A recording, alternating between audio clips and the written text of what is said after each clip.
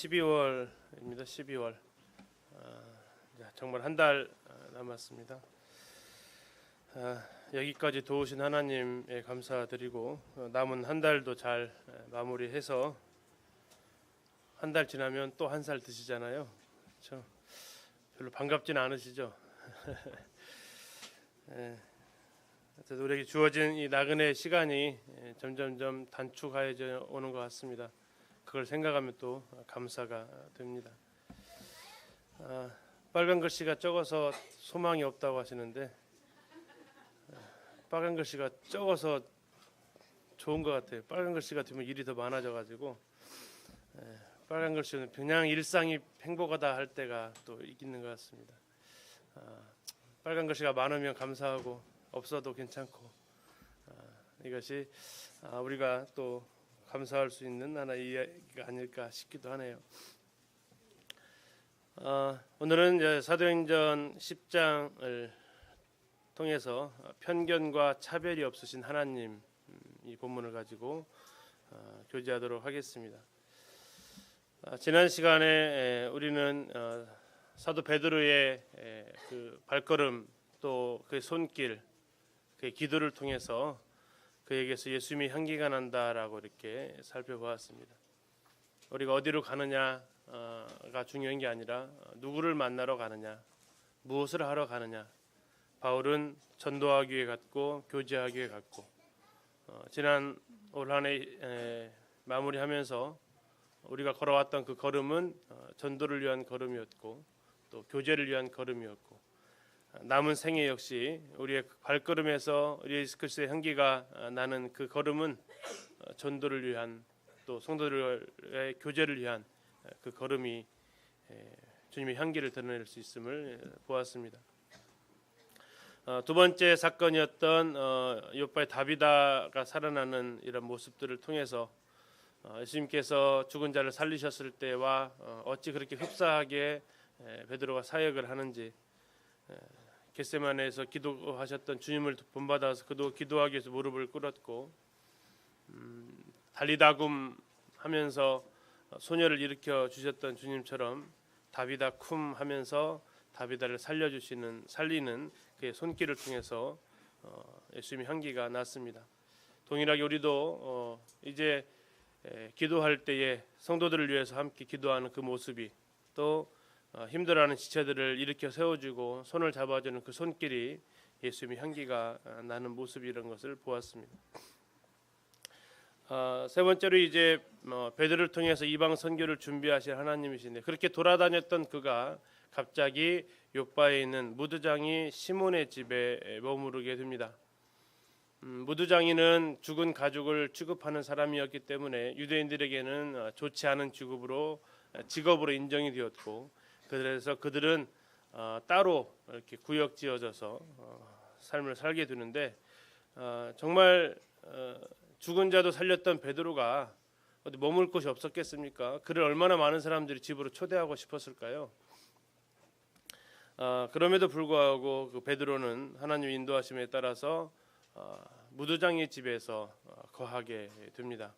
하나님의 특별한 인도하심을 그곳에서 이제 그가 받게 되는데 우리가 때로는 다닐 때도 있지만 머무를 때도 있습니다. 그 머무르면서 구름기둥이 불기둥이 어디로 인도하는지를 우리는 살펴야 되고 거기에서 주님의 향기를 우리는 또한 발휘할 수 있습니다. 이제 베드로가 욥바에 지금 머물러 있습니다. 지금 현재 장소는 욥바입니다. 욥바는 이스라엘의 지중해를 끼고 있는 항구 도시고 거기에서 베드로는 이제 시몬의 집에서 잠시 생활을 하고 있는 상황입니다. 그리고 이제 오늘 10장으로 가서 사건이 이어지게 됩니다. 10장 1절부터 우리 본문을 오늘은 좀 읽고 시작하도록 하겠습니다. 사도행전 10장 1절부터 23절에 그 동그라미 표시 앞에까지만 읽도록 하겠습니다. 우리 형제님들이 1절 읽어주시고 자매님들이 2절 이렇게 홀짝으로 교대해서 읽어주시면 감사하겠습니다. 다 준비되셨나요? 같이 읽겠습니다. 교도하겠습니다. 형제님들도 읽어주시면 감사하겠습니다. 시작.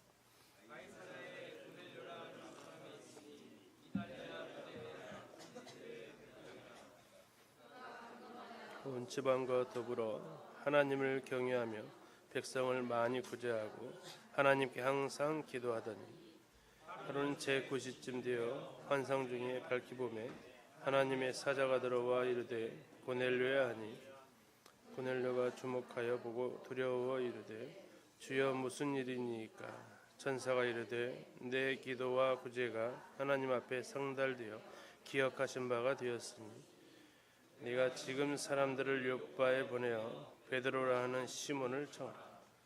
그는 무드장이 시몬의 집에 유숙하니 그 집은 해변에 있다 하더라.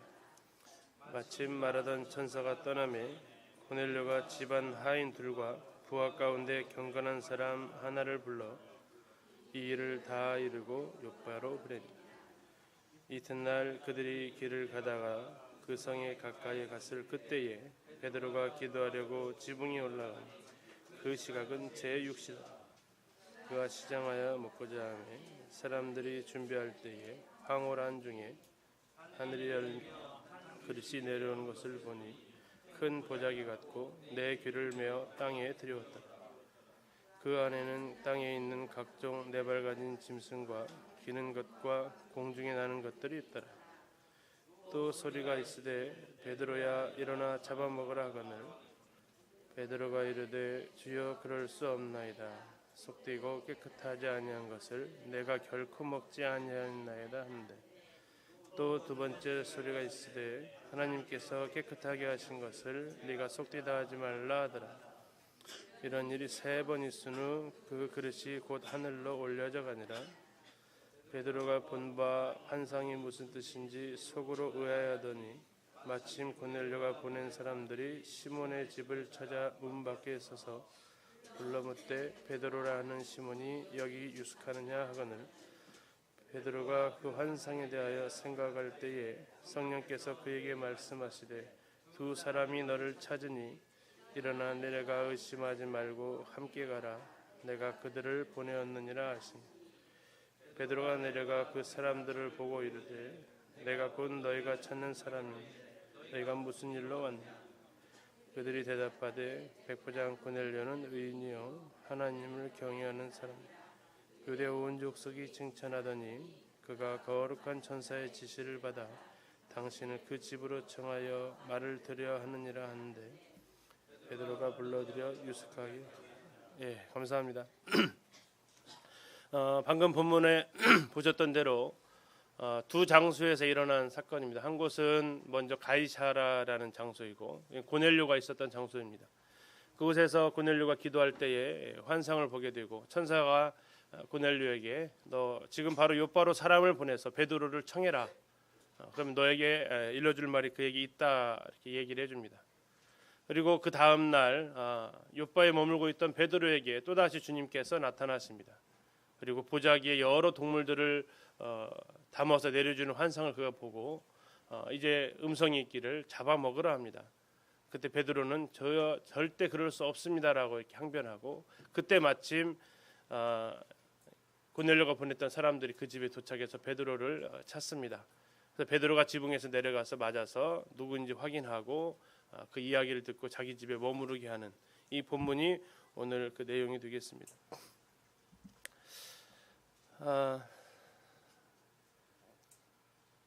뭡니까? 뭐 같아 보이세요? 네, 달걀, 계란이죠. 이걸 보고 혹시 어떤 단어가 떠오르세요? 어떤 단어가 떠오르세요? 네, 이 검색에서 나온 단어는 차별입니다. 지금 누가 누구를 차별하는 것 같으세요? 흰 계란이 노란 계란을 차별합니다. 흰 계란이 노란 계란 아주 째려보듯이 너만 왜 색깔이 그 모양이냐 이거예요. 우린 다 하얀색인데 너만 왜 그렇게 생겼냐? 이게 이제 나와 다르다라는 관점에서 이제 차별하는 또 전체와 다르다는 관점에서 차별하는 오늘 이제 제목 자체가 그 생각을 좀 해보는데요. 그러면 오늘 제목과 관계 지을 때 유대인들은 흰색일까요, 노란색일까요? 베드로는 흰색일까요, 노란색일까요? 베드로는 흰색입니다. 그리고 고넬료는요, 노란색이에요. 유대인들은 이방인들과 상종하지를 않았죠. 그들과 말을 트는 것도 싫어했고 같은 집에서 같이 밥 먹는 것조차도 그들은 용납할 수 없었습니다. 그들 같이 있으면 저렇게 째려보죠. 심지어 이방인들을 갖다가 개 취급을 했으니까요. 근데 이제 이번에 이제 5단계에서 그 유대인들에 대해서 공부를 하면서 그들이 이방인들을 그렇게 차별을 했잖아요. 그런데 AD 70년 로마가 이 예루살렘을 함락시키고 또 그 이후에 계속적인 반란으로 인해서 유대인들을 그 가나안 땅, 팔레스타인 땅에서 전부 다 떠나게 명령을 내립니다. 그리고 그들은 자기 나라를 버리고, 아니 버린 게 아니라 자기 나라를 살 수 없어 가지고 전 세계로 흩어지게 되는데, 그 바벨론 시대부터 그들을 총칭해서 디아스포라라고 이야기를 합니다. 그런데 그 이후에 그들의 삶은 정말 지금까지 자기들이 이방인들을 차별해 왔는데, 그 나라에 갔더니 이제 그들이 유럽으로 가서 생활하는데 그때는 누가 더 다수예요? 유럽인들이 다수죠. 자기들은 이제 바뀐 거예요. 가서 봤더니 지금까지는 자기들이 하얀 달걀했는데, 그리고 그 땅에 살고 있었던 사람들은 노란 달걀했단 말이에요. 차별을 했어요. 근데 그 나라에 딱 옮겨갔더니 이제 어떻게 바뀌어 버려요? 자기가 이제 노란 달걀이 됐고 그 지역에 있는 사람들이 하얀 달걀이 된 거예요. 그래서 처음에는 그냥 괜찮게 살았다가 밉살스러운 행동을 하면 어떻게 쳐다보니까 저렇게 쳐다봤던 거예요. 그들의 순환을 얼마나 겪어대는지 몇몇 명, 때로는 몇백만 명이 일시에 죽어나가는, 그리고 갑작스럽게 잘 직장 생활하다가 직장이 쫓겨나고 재산이 몰수되어지고 그냥 빈손으로 나가라고 이렇게 추방령이 내려지는 일들을 계속해서 역사는 이렇게 보여주고 있음을 유대인들의 그 역사를 통해서 이렇게 보았습니다. 차별은 또 다른 차별을 낳는 거죠. 이 상황 가운데서 이제 우리가 한 번 더 생각해 보는 것이, 정말 하나님은 차별하시지 않으신다. 오늘 예배 시간에도 이제 일부 예배에서 감사를 드렸는데, 로마 3장에 이렇게 말씀하십니다. 예수 그리스도를 믿음으로 말미암아 하나님께서 주시는 은이 뭐가 없다고요? 차별이 없다. 남자 여자 차별이 없고요. 인종의 차별이 없습니다. 어린 아이 어른의 차별이 없고요. 직업의 차별이 없습니다. 요즘 말하는 정규직과 비정규직의 차별이 없고요. 그러나 우리가 사는 세상은 자꾸 차별을 합니다. 어떻게 차별을 합니까? 나와 다르다고 차별합니다. 심지어는 나와 다르면 차별을 해요. 인종이나 이것 자체도 아니고 그냥 나랑 다르면, 나랑 이게 안 맞으면 따로 하는데, 이게 차별의 원인이 뭘까요? 차별의 원인이 뭘까요? 왜 사람들이 이렇게 차별할까요? 수수께끼를 하나 내겠습니다. 자, 우리에게 가장 무서운 개는, 어떤 개를 제일 무서워하세요? 어떤 개가 제일 무서우세요? 미친 개요? 또 어떤 개가 무서우세요? 우리에게 가장 무서운 개는 뭐니 해도 편견입니다.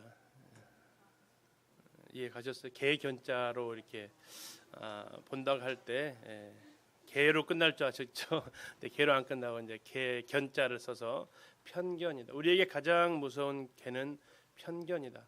왜 차별하나 봤더니 편견을 가지고 있어요. 편견.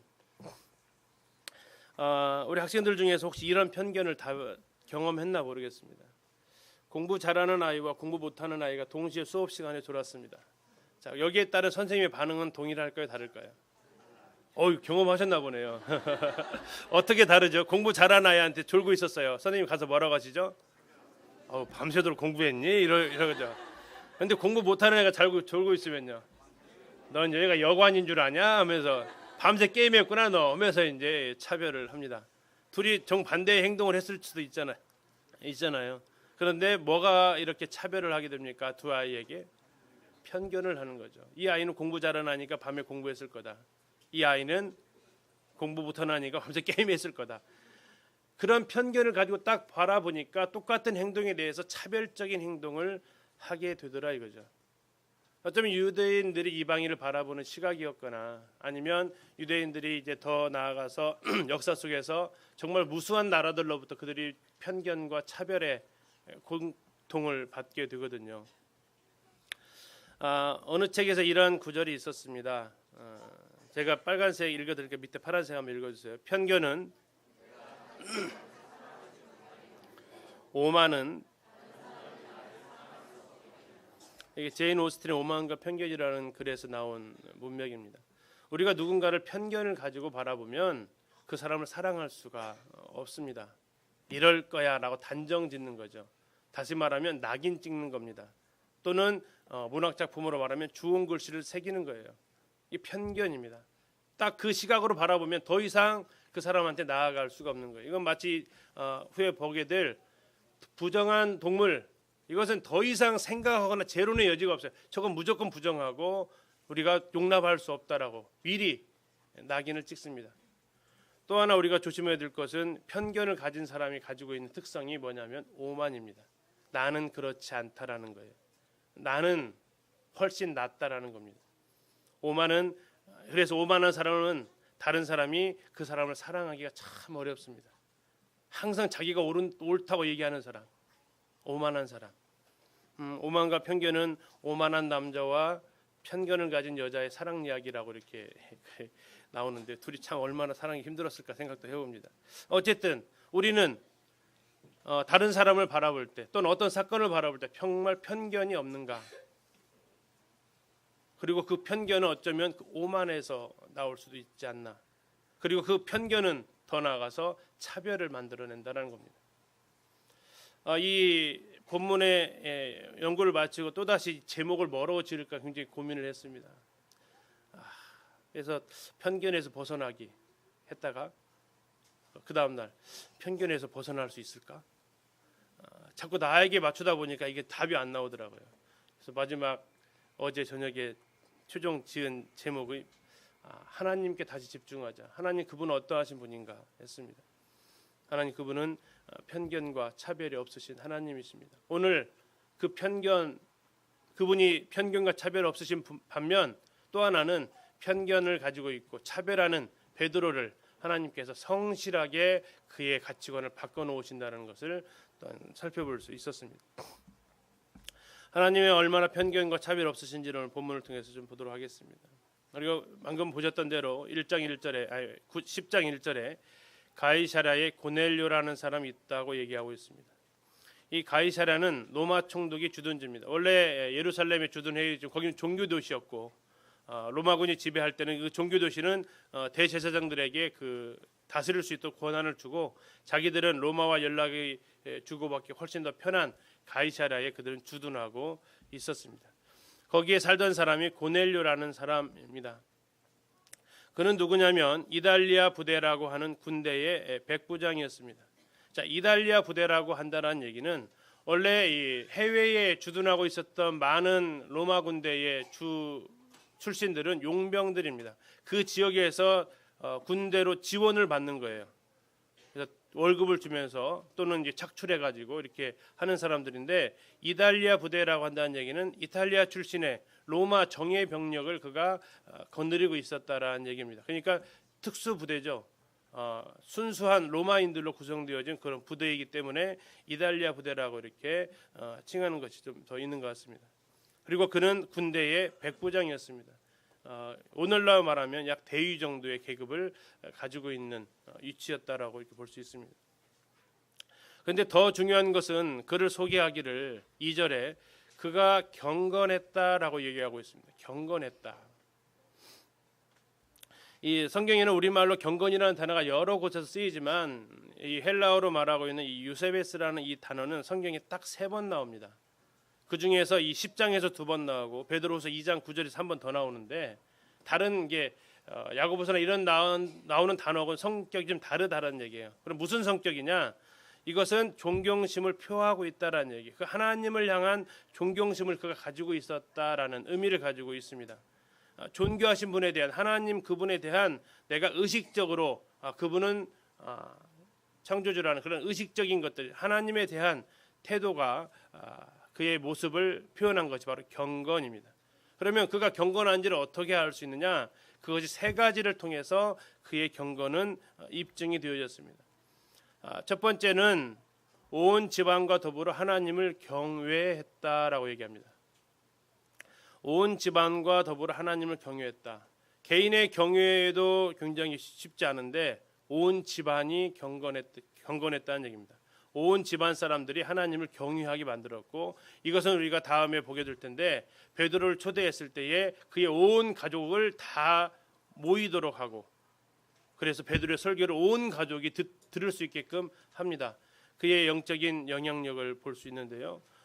이 온 집안과 더불어 하나님을 경외했다는 얘기는 오늘날 이 자리에 계신 우리 아버지들의 책임을 우리가 생각하게 해보는 부분입니다.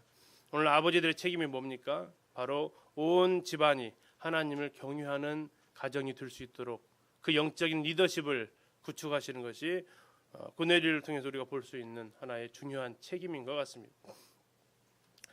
그런데 그를 가리켜서 하나님을 경외했다라고 나와 있습니다. 이 사도행전에서 하나님을 경외했다라는 그 뜻은 뭐냐면 하나님을 두려워했다라는 그 의미를 가지고 있는 것이 아닙니다. 나중에 13장에 가서 좀 더 자세히 보겠지만 유대인 회당에는 세 그룹의 사람들이 모여 있었습니다. 세 그룹의 사람들이 회당에 모이는데 이 우리 교육 가운데 이렇게 좀 모이시는 것처럼 안식일 날 되면 사람들이 이렇게 안식일에 이렇게 나옵니다. 휴당으로 세 그룹이 있었는데 하나는 정통 유대인들이 있습니다. 다시 말하면 핏줄 자체가 유대인인 사람, 혈통적으로 유대인인 사람이 있어요. 그들을 가리켜서 이제 뭐 형제들아라고 표현을 합니다. 베드로나 또는 바울이 표현할 때. 두 번째는 유대교를 개종한 사람들이 있습니다. 원래 유대인이 아닌데 그들은 할례를 받았고, 그리고 그들은 유대인의 정결법대로 음식을 먹습니다. 이스라엘에 가면 코셔라고 그래요. 코셔. 그래서 그들의 음식을 해먹는 방법이 정해져 있어요. 그것은 이제 레위기에 나와 있는 그 법을 따르는 겁니다. 그래서 그것을 준수하겠다고, 그리고 나 할례 받겠다고 한 사람들이 이제 개종을 합니다. 그들을 가리켜서 이스라엘 사람들을 이렇게 표현하기도 합니다. 세 번째 무리의 사람이 있는데 그 세 번째 무리가 누구냐면 바로 하나님을 경외하는 무리가 있습니다. 하나님을 경외하는 무리라는 얘기는 뭐냐면 당시에 뭐 잘 아시는데 그리스 로마 신화 들어보셨을 거예요. 거기에 보면 정말 신들이 이게 신인지 사람인지 몰라요. 질투라는 질투는 온갖 다 하고 지들끼리 싸우고, 이것은 신이 아니에요. 그리스 로마 신화는 신을 사람의 위치까지 내려놔 버렸고요. 또 사람이 아주 잘하면 신이 되었다라고 얘기합니다. 이 그리스 로마 신화는 바로 신과 사람을 막 섞어놔 버린 것이 그리스 로마 신화인데, 그러한 모습들에서 보고 자란 사람들이 당시에 헬라어로 성경이 번역되어 나가면서 그들은 유대교의 하나님을 접하게 됩니다. 근데 그 유대교 하나님은 자신들이 여태까지 그리스 로마 신화에서 듣고 있어서 그런 신, 흔히 말하는 제우스나 이런 신과는 너무나도 차별적인 분이었어요. 그래서 그들은 그게 진짜 신이 아니고 이 유대교에서 말하고 있는 이 성경에서 말하고 있는 그 신이 하나님이다라는 것을 인정하게 되고, 그래서 그 하나님의 말씀이 전파되어지는 회당을 찾아가는 사람들입니다. 단 그들은 두 가지를 못해요. 무엇을 못합니까? 첫째는 할례를 받을 수 없었어요. 두 번째는요, 유대인의 정결법, 음식 먹는 코셔를 지키지 못했어요. 그럼에도 그들이 추구하는 것은 뭐냐면 유대인의 신은 참 신이다라는 걸 추구하는 사람들이었습니다.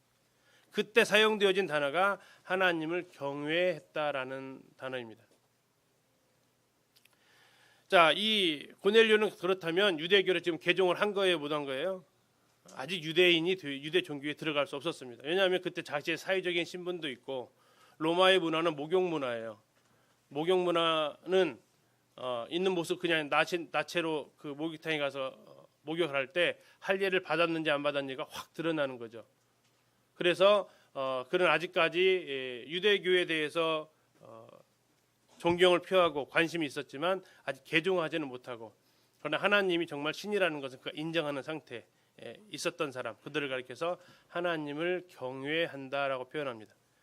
그리고 나중에 사도 바울이 이방인의 사도로 부르심을 받았는데 그들이 이 바울이 가는 곳마다 어디를 찾아갑니까? 이 회당을 찾아가게 돼요. 회당에 가서 누구를 상대로 전도했을까요? 정통 유대인도 아니고 유대교를 개종한 사람도 아닌 바로 주요 타깃은 저 하나님을 경외하는 사람들입니다.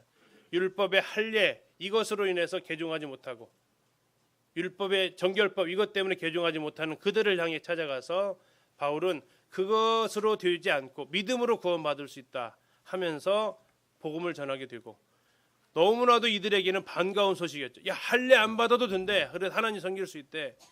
야, 음식 정결법 안 지켜도 된대. 하나님 섬길 수 있대. 그 소식이 그들에게 정말로 복음이었습니다. 그래서 회당으로 가던 사람들이 바울이 있는 집으로 모이기 시작하고 회당은 발칵 뒤집어지고, 주로 이런 사람들, 여호와 하나님을 경외하는 사람들은 로마 시대에 주로 주류층, 다시 말하면 권력이 있고 재력이 있는 사람들이었습니다. 갑자기 회당의 헌금이 확 줄어버리는 거죠. 그들이 어디로 가요? 바울로 모입니다. 그러다 보니까 이제 유대교에 모이고 있었던 유대인들은 누구를 향해서? 바울을 향해서 저건 이단이다 정죄를 하게 되고, 거기에 온갖 핍박을 다 쏟아붓게 되죠. 그것이 이제 사도행전 13장 이후에 나와 있는 그 사건들의 흐름이 되겠습니다. 어쨌든 이 고넬료는 성경에서 평가하기를 그는 하나님을 경외하는, 하나님을 신으로 인정하지만 아직 유대교를 개종하지 않은 그런 사람이었다라고 얘기합니다. 두 번째, 그는 백성을 많이 구제했다고 얘기하고 있습니다. 이 백성을 많이 구제한다라는 이 이야기는 하나님을 경외하는 것에 대한 외적인 표현인데요. 우리가 전에 보았던 느헤미야서를 보게 되면 느헤미야가 나는 하나님을 경외하는 사람들한테 백성들에게 고리대금하지 않았다라는 얘기를 합니다. 나는 하나님을 경외하기 때문에 백성들을 착취하지 않는다라고 얘기를 해요. 하나님을 경외하는 사람은 사람에게 어떻게 대한다고요? 함부로 대하지 않는다고요. 사람에게 함부로 대하는 사람은 하나님을 경외하는 사람이 아니에요. 하나님을 경외하고 있다라면 사람에게 그는 함부로 그 사람을 말하거나 함부로 행동하지 않습니다. 왜? 하나님의 형상으로 지음받은 사람이니까. 그래서 백성을 많이 구제하는 이런 모습을 보여주고 있고, 세 번째는 그가 하나님께 항상 기도했다라고 얘기하고 있습니다. 항상 기도했다라고 한다면, 항상은 우리가 한글적인 개념으로는 시간 개념을 먼저 떠올립니다. 항상 했다 하니까, 그죠? 항상 했다라고 합니다. 그런데 이 항상이라는 단어가 헬라어로 쓰여진 것을 보니까 시간적인 개념도 물론 포함하고 있지만 상황적인 개념, 그래서 어떠한 일이 생겼을 때 그때마다 늘 그는 기도하는 사람이었다라는 얘기입니다. 모든 상황 속에서, 일어나는 모든 사건 속에서 그는 기도하는 사람이었다. 자, 그는 경건했는데 하나님을 향해서 존경심을 표했는데 세 가지였다는 겁니다. 하나는, 첫째는 하나님을 경외했고 하나님이 신이라는 걸 인정하며 살았고, 그렇기 때문에 그는 사람들한테 로마의 지배층이었지만 함부로 하지 않고 오히려 도와주는 사람이었고, 세 번째로 그는 모든 시간 모든 상황 가운데서 기도하는 사람이었다라고 이야기를 하고 있습니다. 그가 살았던 이 가이사랴의 왼쪽이 지금 현재의 모습입니다. 그리고 오른쪽이 당시 고넬료가 살았던 시대의 모습, 보건도가 제시되어 있는데요. 굉장히 번화한 도시고요. 헤롯이 저 인공 항구를 만듭니다. 저희가 이제 가이사랴를 가보고 지중해를 가서 보면 배가 정박할 수 있는 환경이 아닌데요. 이 오른쪽 저 끝에 보시면 반원 타원식으로 되어 곳이 저쪽이 이제 항구입니다. 방파제를 쌓아가지고 배가 들어와 정박할 수 있도록 인위적으로 설치한 곳. 저 정도의 시설이 있었기 때문에 로마 군인들이 저기에서 행정상 수도로 삼을 수 있었던 곳이 바로 저 가이사랴가 되겠습니다. 자, 여기에서 지금 고넬료가 하나님을 경외하면서 백부장으로서 살고 있었다는 얘기입니다. 자, 그때 하루는 제9시쯤 되어 환상 중에 밝히 보면 하나님의 사자가 들어와서 고넬료를 부릅니다.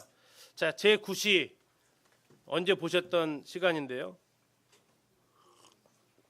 사도행전 3장에서 베드로와 요한이 기도하러 올라갔던 시간입니다. 유대인들은 오전 9시, 오후 3시 이때 두 번에 걸쳐서 기도를 합니다.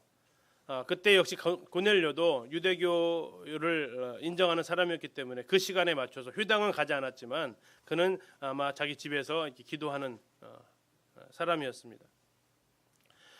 그렇게 기도하는데 환상 중에 그가 이제 하나님의 천사가 나타나는 것을 보게 됩니다. 환상 중에 봤다라는 얘기는 의식은 깨어 있었다라는 얘기고 그 가운데서 천사를 만났다는 얘기입니다.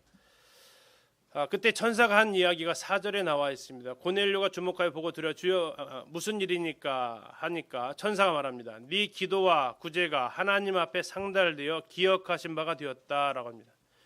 기도한 거, 구제한 거 하나님이 어떻게 하셨다고요? 기억하고 계셨다라는 얘기입니다. 먼저 상달되었다는 얘기가 뭐냐면 이게 이제 히브리어로 말하면 번제입니다. 번제. 네 기도와 번제가 네 기도와 구제가 하나님 앞에 번제로 드려졌다라는, 하나님 앞에 어떻게 됐다. 그 번제라는 것은 하나님 앞에 올라갔다라는 의미를 가지고 있습니다. 번제를 히브리어로 올라라고 그래요. 연기가 올라가듯이 우리 한글하고 비슷하죠. 올라. 이게 번제거든요. 근데 네 지금 기도와 번제가 구제가 어떻게 됐다고요? 올라되었다. 하나님 앞에 올라갔다. 다시 말하면 하나님께서 기뻐하신다. 네가 하고 있는 이 기도하고 구제하는 모습을 하나님께서 기뻐 받으셨다라는 얘기입니다. 두 번째, 그것뿐만 아니라 그것을 하나님이 뭐 하신다고요? 기억하셨다고요. 이 기억하고 계셨다는 이 단어를 살펴보니까 하나님이 그것을 기념물로 삼으셨다고 말합니다. 기념물로 삼는다는 것은 뭐예요? 어떤 것을 우리가 기념물로 삼는다. 어디 여행을 갔다 왔을 때 기념으로 삼으면 그걸 보면 뭐가 떠올라요? 그 장소가 떠오르는 거잖아요. 이 기념물은 그래서 특별한 의미를 가지고 있는 거예요. 하나님께서 보내려고 했던 기도와 구제를 뭘로 삼으셨냐면 기념물로 삼으셨대요.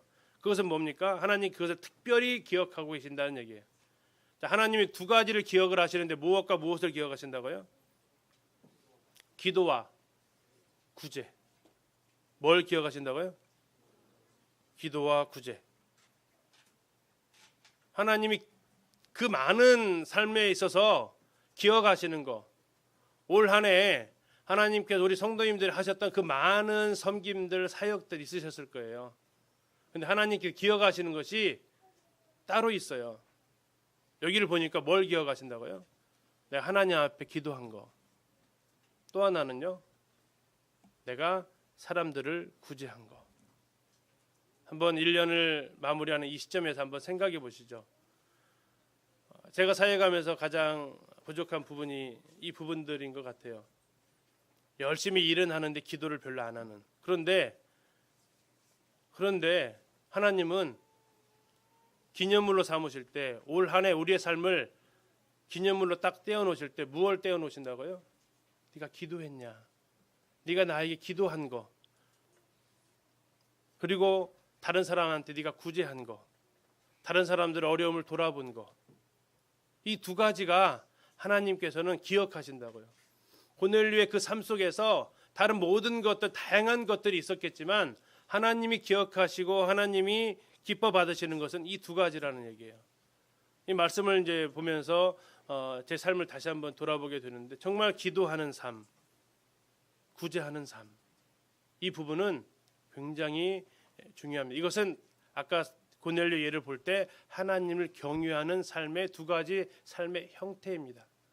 하나님을 경외하기 때문에 기도하게 되고 하나님을 경외하기 때문에 사람들한테 함부로 하지 않고 오히려 그들을 도와주는 일을 하게 됩니다. 내 삶 속에, 올 한 해 내 삶 속에 정말 내 기도하는 모습은 하나님 앞에 기념물로 남아 있다면 그 기념물은 얼마만한 크기일까요? 내가 기도하는 그 삶은 하나님께서 기뻐 받으시는, 하나님께 번제를 올려가지는, 하나님께 상달되어 가는 거라고요. 기도 없이 행한 사역이 아니라 기도와 함께한 사역. 그래서 우리가 주님 앞에 기억하시는 올 한 해, 아니 주님께서 나를 기억해 주시는 그 한 해는 내가 하나님 앞에 기도한 겁니다. 기도하는 삶. 그리고 다른 사람을 향해서 베풀어진 그 손길, 이것이 하나님께서 기억하시는 부분이죠. 그러면서 지금 이제 고넬료에게 하나의 지시를 합니다. 네가 지금 사람들을 요바로 보내라. 그러면 베드로라는 시몬을 만날 것이다. 그는 무두장이 시몬의 집 요바 해변에 있다라고 얘기합니다. 우리는 그 다메섹으로 가는 바울에게 주님께서 나타나셔서 복음을 전하실 수 있는 상황이었잖아요. 충분히. 그럼에도 불구하고 아나니아한테 가라라고 얘기하셨어요. 이 상황도 지금 비슷한 상황이에요. 천사가 와가지고 복음을 못 전하겠습니까? 그러나 천사는 그럴 자격이 없어요. 하나님께서는 천사에게 그럴 자격을 주신 것이 아니고 대상자를 알려주는 거죠. 결국 복음은 누가 전해야 됩니까? 베드로가 전해야 되는 거예요. 하나님은 오늘 이 시대에도 천사를 통해서 얼마든지 일을 하실 수 있다고요. 그런데 하나님은 그들을 통해서 일하고 싶으신 게 아니에요. 누구를 통해서요? 나를 통해서 그 일들을 하고 싶으신 거예요. 자, 요빠 해변에 있는 무두장이 시몬의 집에 있다. 가이사랴 요빠까지 있다. 지도로 보겠습니다. 약 한 50km 떨어져 있습니다. 가까운 거리에 있으니까 가서 찾아라. 그런데 그가 어느 집에 있다라고까지 다 알려줘요. 그러면 가서 확인하면 이 계시가 얼마나 정확한지를 알게 해줍니다. 자, 7절에 보니까 마침 말하던 천사가 떠나매 이렇게 나와 있어요. 뉘앙스가 어떠세요? 마침 했다는 얘기는요. 뭐가 딱 맞아 떨어진 것 같은 느낌인데 이 단어가 이제 뒤에도 마침이라는 단어가 또 나옵니다만 언어적으로는 서로 다른 단어가 쓰였습니다. 여기서 보니까 이 마침은 무슨 뜻이냐면 뭐뭐 하자마자라는 뜻이에요. 그래서 좀 번역을 쉽게 바꾸면 이런 거예요. 천사가 말을 마치고 떠나자마자 천사가 떠나자마자 고넬료가 하인 둘과 경건한 종을 부릅니다. 지체하지 않았다는 얘기죠. 지체하지 않았습니다. 오늘 혹시 올 초에 주님께서 나에게 무슨 말씀을 주신 것이 혹시 있으세요? 근데 계속 미루고 버티고 혹시 이런 거 있으면 올 해 가기 전에 마침 하자마자 우리가 실행되어졌으면 좋겠습니다. 자, 그리고 이제 집안 하인 둘을 보내고 제가 이제 충격을 받았던 게 또 하나인데 이 부분인데요. 부하 가운데 경건한 사람 하나를 불렀어요. 자기가 아까 자기를 고넬료를 가리켜서 2절에서 뭐라고 표현했습니까? 10장 2절에서 그가 경건했다라고 나와 있어요. 경건이라는 단어 유세베스가 3번 쓰였는데 여기서 첫 번째, 여기 두 번째, 여기 7절에서 또 하나 쓰였어요. 이 두 번째로 부하 가운데 경건한 사람이 있었대요. 부하 가운데 고넬료의 이 경건함은 첫째는 누구에게 영향을 미쳤습니까? 그 온 집안 사람에게 영향을 미쳤어요. 두 번째, 이 고넬료의 경건함은 누구에게 미쳤어요? 그의 소속 부대원들에게까지 영향력을 주었어요. 물론 100명이 다 영향력을 받은 것 같지는 않습니다만 그러나 그의 경건의 영향력은 그의 부하들까지 영향력을 미치고 있었다는 거죠. 내가 경건합니까? 이 내 경건함은 내 경건함으로 표현되어지는 것도 있겠지만 내가 영향을 주고 있는 사람들이 과연 그 영향력 가운데 있느냐가 또한 우리로 생각해 보게 합니다. 자, 그리고 이제 그들을 요바로 보냈는데 이게 이제 이스라엘 지도인데 좀 확대해서 좀 보겠습니다. 저 위에가 지금 가이사랴, 누가 살고 있죠? 고넬료가 살고 있었습니다. 그래서 환상을 봤습니다. 그래서 천사가 나타나서 너 지금 어디로 가라고요? 요바로 가라고 합니다. 이 밑에가 요바입니다. 요바로 가라. 거기에 누구 있어요?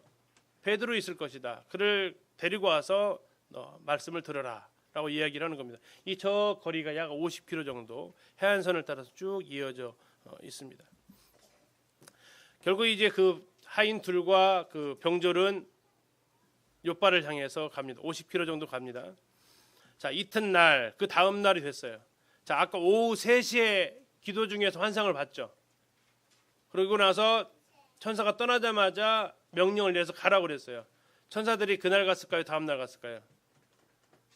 그날 출발한 것으로 보입니다. 왜냐하면 이 거리가 50km이기 때문에 그날 아마 출발한 것으로 보여져요.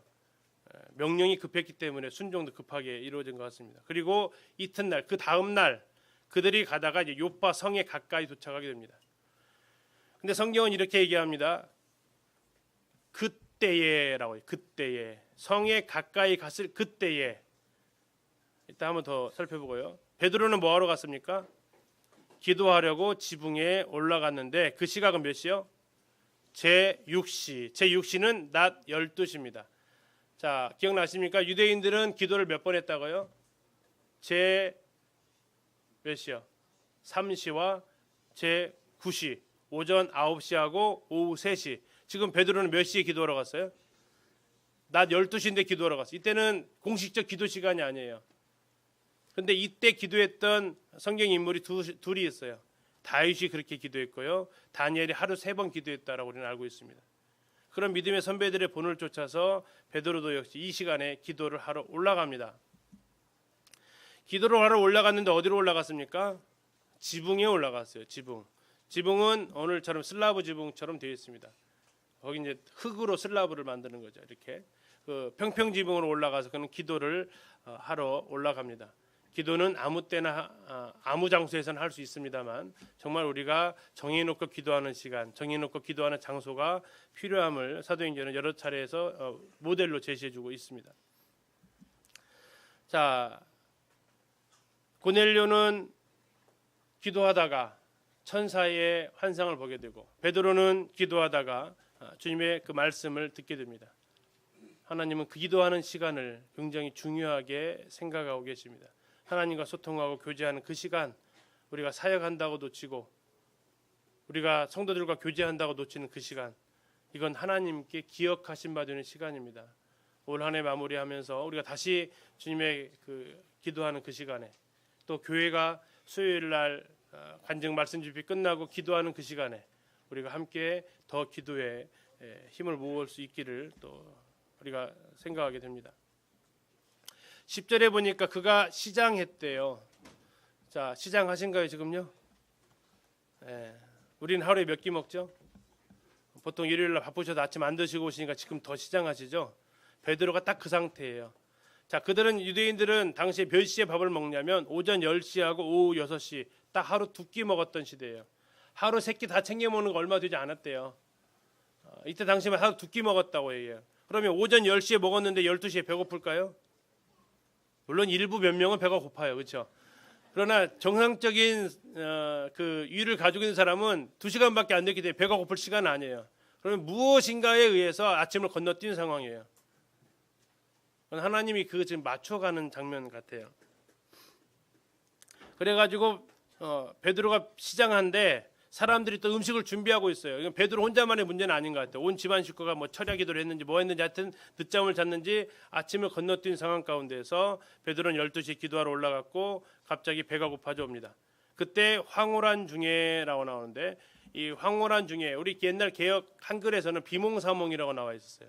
근데 번역이 바뀌었는데 그 이유는 비몽사몽보다는 황홀한 경이 좀 더 나은 것 같습니다. 그 의미는 뭐냐면 제정신이 아닐 때가 아니고요, 영적으로 이렇게 예민해져 있을 때라는 의미를 가지고 있다고 합니다. 영적으로 각성되어져 있을 때, 그때 하늘이 열리며 한 그릇이 내려오는 것을 보니 큰 보자기 같고 내 귀를 메어 땅에 들이었더라. 자, 하늘이 열렸다라고 얘기하고 나와 있습니다. 하늘이 열렸다. 이것을 어느 화가가 그림으로 표현해 봤는데요. 하늘이 열렸다라는 기록 혹시 어디서 보신 적 있으세요?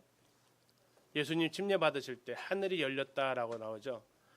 자, 이 하늘이 열렸다는 얘기는 뭡니까? 이 일은 하나님께로부터 시작되었다라는 의미를 가지고 있습니다. 하늘이 열렸습니다. 그리고 저렇게 커다란 내 귀퉁이에 이 천으로 된 천이 내려와서 거기에는 온갖 동물들, 새 종류, 육지, 또 땅에 기어다니는 거, 날아다니는 공중의 새들이 이렇게 함께 내려오게 됩니다. 그때 이제 소리가 있어서 얘기합니다. 베드로야 일어나 잡아먹어라. 잡아먹어라 했습니다. 잡아먹어라. 그러면 어떻게 해야 됩니까? 잡아먹으면 되죠. 근데 문제는 뭡니까? 그 안에 땅에 기는 것이 들어가 있어요. 어떤 동물이 있는지는 모르겠습니다. 그러나 어쨌든 성경에서는 땅에 기어다니는 것은 뭐한 거예요? 부정한 거예요. 네 발 가진 짐승 중에도 물론 부정한 짐승이 있죠. 되새김질하지 못하는 거나 돼지같이, 또 굽이 갈라지지 않은 거, 이런 것들은 부정한 음식입니다. 공중의 새들도 마찬가지고요. 자, 이런 가운데서 베드로한테 얘기합니다. 베드로야 일어나 잡아먹어라 합니다. 근데 이 사건 전에 예수님께서 마가복음 7장 19절에 이렇게 얘기하세요. 사람이 더럽게 되는 것이 속에서 나오는 거냐 속으로 들어가는 거냐 예수님께서 말씀하신 적이 있어요. 속에서 나오는 것이 사람을 더럽게 합니까? 속으로 들어가는 게 더럽게 합니까?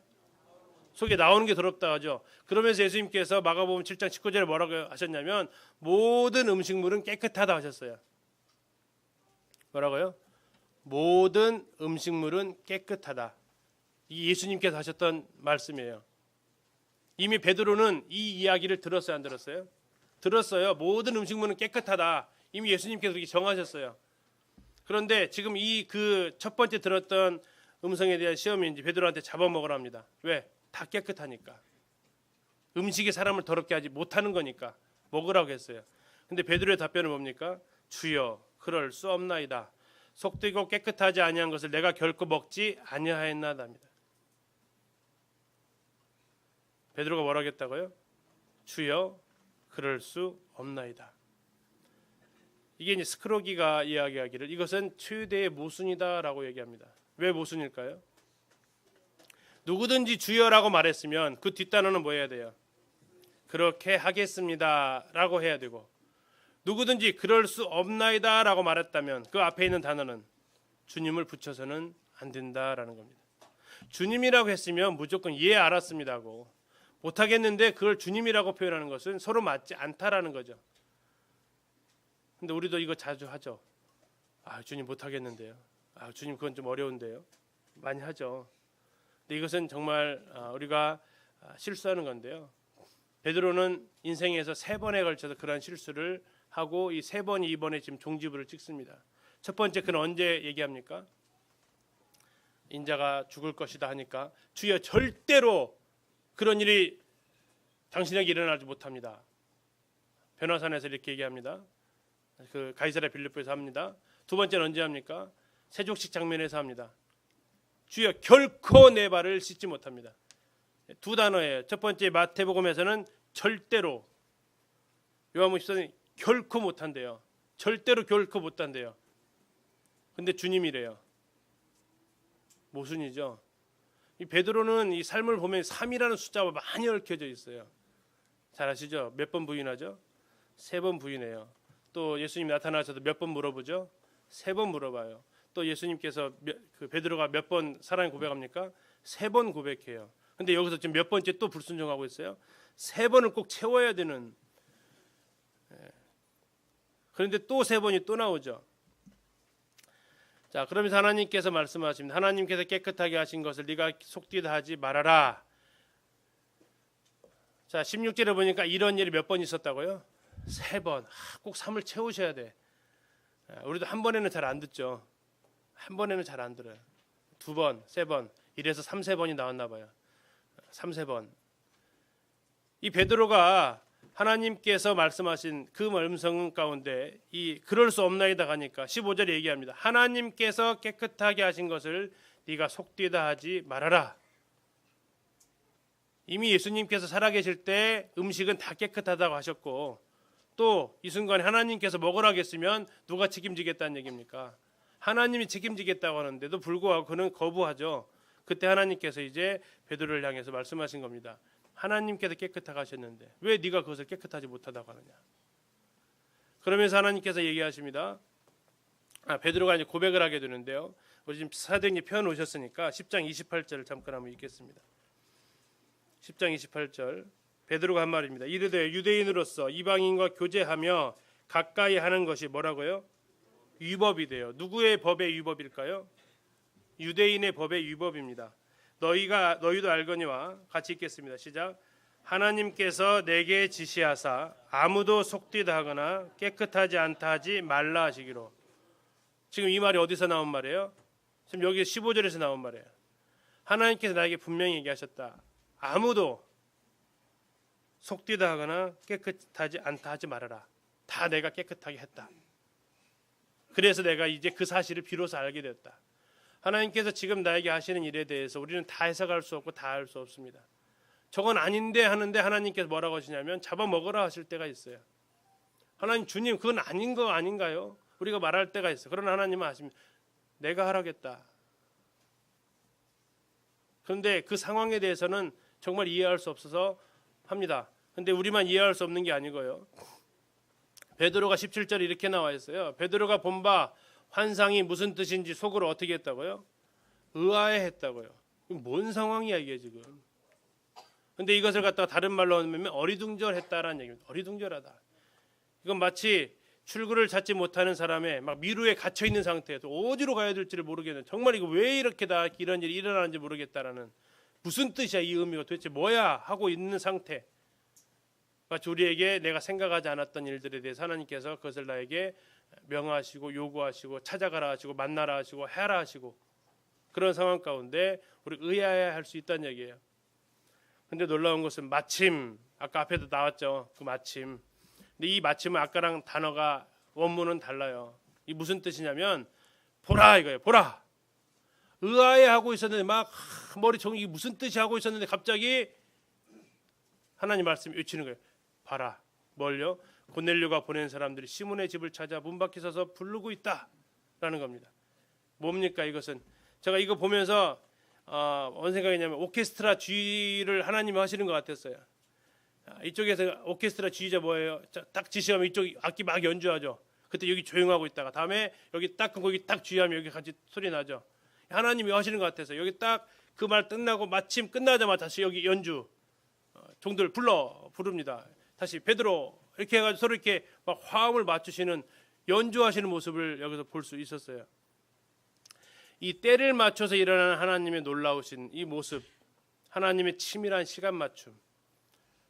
12시에 기도하러 올라갔는데 그 올라간 시간은 고넬료가 보낸 사람들이 요바성이 거의 도착할 때쯤. 기도하고 환상을 보는데 그 환상을 보고 대화하고 오가는 시간은 고넬료가 보낸 사람들이 집 앞에 와가지고 베드로를 부르는 그 타이밍, 그 절묘한 타이밍. 그러면서 이제 그들이 와서 묻습니다. 베드로라는 사람이 여기 유숙합니까? 베드로가 이제 내려가서 얘기하죠. 근데 이제 베드로한테 19절에서 바로 내려간 게 아니고 베드로가 환상에 대해서 의아해하며 생각하고 있을 때 얘기합니다. 두 사람이 너를 찾고 있다. 일어나 내려가서 의심하지 말고 함께 가라. 내가 그들을 보냈다라고 합니다. 내가 그들을 보냈다라고 합니다. 누가 보냈다고요? 내가 보냈다. 뭐 하지 말아라? 의심하지 말아라. 뭐가 하지 말아라는 얘기입니까? 편견 갖지 말아라. 이방이라는 편견을 버려라. 내가 보낸 사람이다. 어떻게 해라? 이것은 내가 했기 때문에 모든 사건의 배우가 하나님이다라는 얘기입니다. 21절에 이렇게 합니다. 베드로가 내려가서 그 사람들을 보고 이르되 내가 곧 너희가 찾는 사람인데 너희가 무슨 일로 왔느냐 합니다. 무슨 일로 왔느냐? 지금 알아요, 몰라요? 무슨 일로 왔는지 알아요, 몰라요? 알죠. 위에서 알려줬잖아요. 그냥 따라가라고 했는데 베드로가 한 번 더 묻습니다. 이거 두 가지로 생각할 수 있어요. 베드로를 좀 긍정적으로 보면은 참 점검해가지고 신중한 사람이다. 이걸 좀 안 좋은 쪽으로 말하면요. 아직까지도 못 믿고 있다. 어느 쪽으로 보실래요? 신중한 것 같아요? 아직도 못 믿는 것 같아요? 저는 모르겠어요. 주님한테 가서 베드로한테 한번 물어보세요. 왜 이 질문을 하셨는지. 근데 우리가 이 내 모습이더라고요. 또 한 번 확인하고 싶은 거 있죠. 제 상황 봐서는 두 번째인 것 같아요. 신중함보다는 아직까지 내가 용납이 안 되는 이런 상황 같아요. 20절 그들이 대답하되 백부장 고넬료를 얘기합니다. 자, 고넬료를 소개하는데 그를 누구라고 얘기합니까? 하나님을 경외하는 의인이다라고 얘기해요. 두 번째, 그는 누굽니까? 유대 온 족속이 칭찬하는 사람입니다. 얘기합니다. 자, 이 말을 들었던 비슷한 사람이 한 명이 있었습니다. 갈릴리 지역에 가버나움에. 누굽니까? 백부장입니다. 성경은 백부장에 대해서 굉장히 잘 표현해놨어요. 이 말고도 또 백부장 또 나오는데 백부장은 아주 호감이 좋은 인물로 평판을 해놨어요.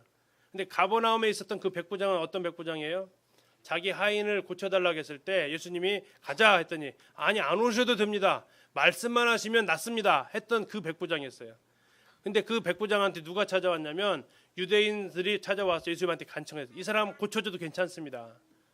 이 사람은 어떤 사람이에요? 우리 민족을 사랑하고 우리를 위해서 회당을 지어준 사람입니다. 이 사람 좀 고쳐주는 거 합당합니다 라고 얘기할 정도예요. 백성들에게 사랑받았던 사람이에요. 그리고 나서 예수님은 그에게 또 어떻게 칭찬하죠? 이스라엘 중에서도 이만한 믿음은 내가 발견하지 못했다. 저는 이제 그 모습 보면서 굉장히 부러웠는데요. 두 가지 모습이 그에게 있었어요.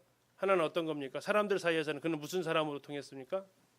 그는 사랑을 하는 사람으로 통했어요. 백부장 누구야? 우리 민족 사랑하는 사람이야. 하나님이 보실 때 그는 어떤 사람으로 통했습니까? 그의 믿음이 뛰어나다라는 사람으로 통했습니다. 사람이 보기에 가장 큰 칭찬은 뭐니 해도 그는 사랑의 사람이야. 하나님이 보시기에 가장 큰 칭찬은 그는 믿음의 사람이야.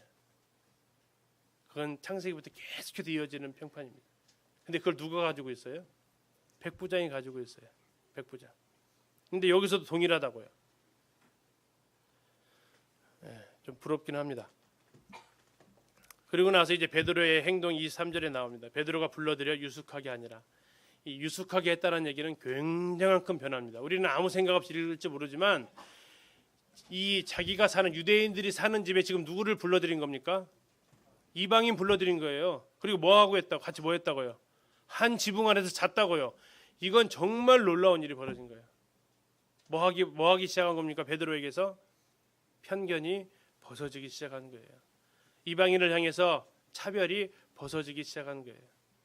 하나님께서 베드로를 그렇게 지금 만드셨어요. 아까 보자기 환상이 몇 번 내려왔다고요? 베드로는 3번은 해야 이게 되니까. 한 번에 안 되고 베드로는 꼭 3을 거쳐야 돼. 똑같은 말을 몇 번 했어요? 3번 했다고요. 하나님 깨끗하게 한 거 네가 속되다 하지 마. 안 들으니까 또, 안 되니까 또. 결국 베드로를 변화시켜서 이방인들을 자기 집에 유숙하게 하게 만드십니다. 편견과 차별 없으신 하나님은 우리로 동일하게 그분처럼 편견과 차별 없이 행하기를 그분은 원하십니다.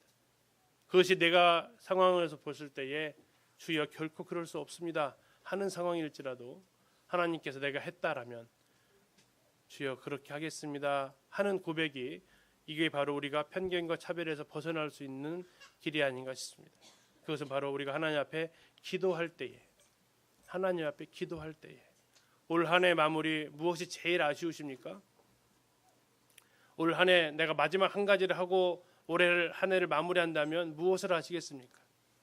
제 개인적으로 얘기합니다. 생각해 봅니다. 그 어떤 것보다도 하나님께서 기억하시는 것을 해야겠다. 그게 2가지 기억하시는 게 뭐였습니까? 기도와 구제였습니다. 하나님 앞에서 우리가 해야 될 것은 기도입니다.